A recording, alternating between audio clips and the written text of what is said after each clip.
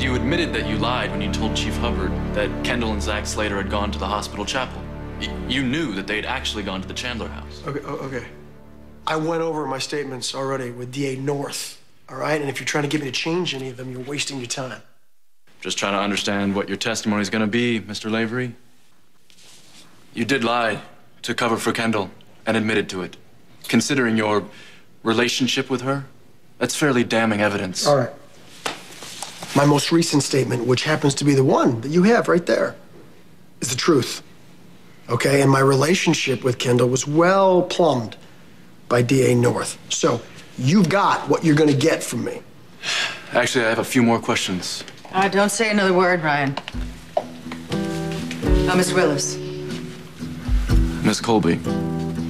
I really don't need you to tell me what to say or what not to, Liza. Well, maybe not, but before you continue, you need to know that I'm representing Kendall. Well, What in God's name was he thinking? That he wants to win, of course. Listen, Mr. Willis, you and I both know that you inherited a deeply flawed and extremely weak case based on flimsy evidence and conflicting testimonies. You've got no direct eyewitnesses. You've got many other possible suspects, all with motive and opportunity, enough to raise reasonable doubt. You should reconsider taking this to trial for your own career's sake, if not for Miss Slater's future. DA North believed he could win this case with little or no trouble. Well, you know, there's a difference between winning and finding out the truth. And North was all about the former. What about you, Mr. Willis? I'm interested in justice. I'll be in touch, Mr. Lavery.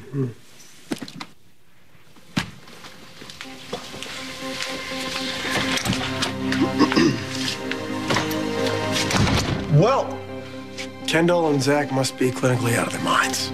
I mean, you're also representing Annie, right? There's got to be a conflict of interest there, especially considering she is the one that killed Stewart. I don't think that Kendall did it. But would you be willing to try to prove that Annie did do it?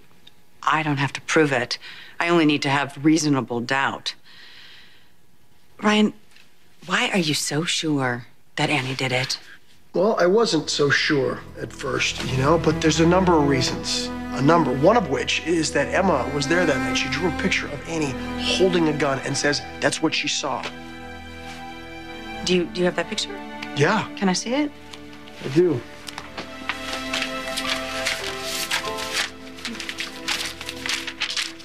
The DA North didn't give it much credence because Annie had already said that she had a gun that night and that she was pointing it like that to defend herself and Emma and Adam from the real killer. Is Emma here? Why, you want to talk to her? Oh, no.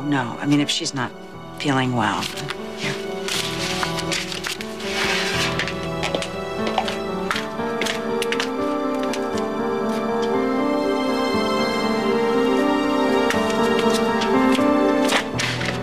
Touch. Kendall, what are you doing here? You got to get control of yourself, okay? These knee-jerk reactions are what got you into trouble in the first place. It landed you over at Chandler's. It put a gun in your hand. It's got you on trial for your life.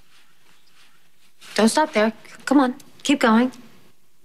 That's what also landed us in bed, right? That's what you were going to say, isn't it? No. That was just as much my fault as it was yours. You love Zach. Kendall. You've made that really, really clear, in every way possible. Spoken, unspoken, consciously, unconsciously. You love him. That's who you should be with, right? But I got to get back to my life. I can't keep being here for you like this. That's his job. All right, okay, would you please stop? All right, you've said this to me before. I've heard this before, and you're not wrong. It kind of hurts to hear you lay it out like that. Okay, I'm sorry. I'm sorry, but you probably shouldn't be here. Well, I need to be somewhere. I mean, I'm scared, and I don't want to be alone. I just feel like I need someone to throw me a life preserver or something. Look, you don't need to be scared, okay? You don't.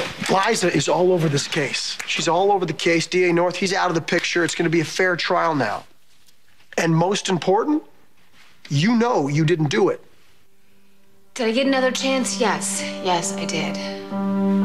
But it still doesn't take away all the panic and all the emptiness that I feel inside. It's still there.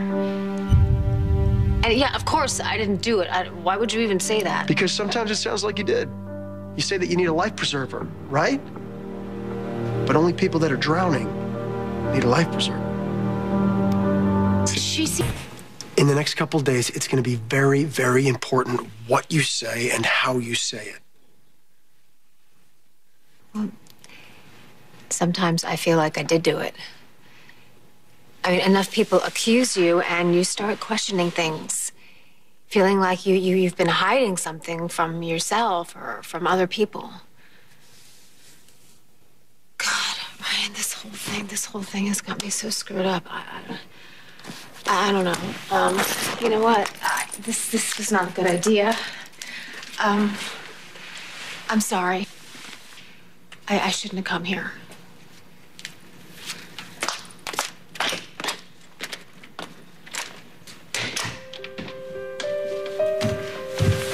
Hey! Hey, little one. I heard voices. You did? What did you hear? You kept my picture. Yeah, I did. I was just showing it to a friend. Honey, what did you hear? You think Mommy killed Stuart? No, sweetheart, I didn't say that. Yes, you did. I heard it. But Mommy didn't kill Stuart. I know it's really hard. I know this is. But you drew the picture. I didn't see Mommy shoot him. Did you see who did? Yes. Now, you said that you saw Tad for a minute, but didn't you spend the rest of that night in the nursery before your mom and Adam took you to the attic? Right? You were watching a movie with little A. But it went dark. I was scared, so I went downstairs. And what did you see? Zach. And did he see you? What else did you see? I saw Kendall shoot Stuart.